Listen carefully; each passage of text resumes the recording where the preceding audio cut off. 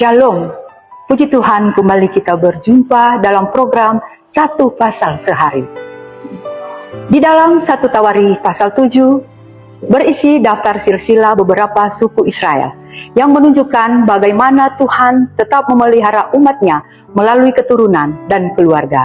Yang pertama, suku Isakar di dalam ayat yang pertama sampai ayat kelima.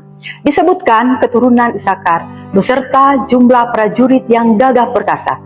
Mereka dicatat sebagai orang-orang yang kuat dan siap berperang. Dan yang kedua, suku Benyamin di dalam ayat 6 sampai ayat 12. Dijelaskan keturunan Benyamin termasuk para kepala puak dan pahlawan yang terlatih dalam peperangan. Ini menegaskan peran penting suku ini dalam sejarah Israel. Dan yang ketiga, dalam ayat ke-13 kita boleh lihat suku Naftali.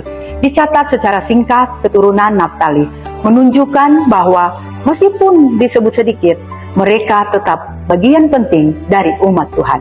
Dan yang keempat, suku Manasye. Kita boleh lihat dalam ayat 14 sampai dengan ke-19. Diceritakan keturunan Manasye termasuk kisah tentang Makir dan keturunannya.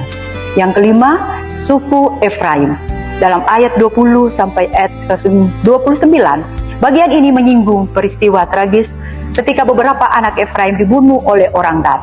Efraim berduka, tetapi kemudian lahirlah keturunan lain, termasuk Yehosua, pemimpin besar Israel yang membawa bangsa itu masuk ke tanah perjanjian.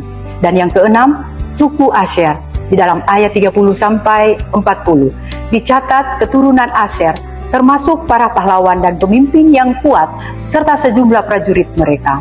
Pesan rohani yang kita boleh ambil di dalam pasal ini mungkin terlihat seperti daftar nama, tetapi mengandung pesan yang penting, di mana Tuhan bekerja melalui generasi.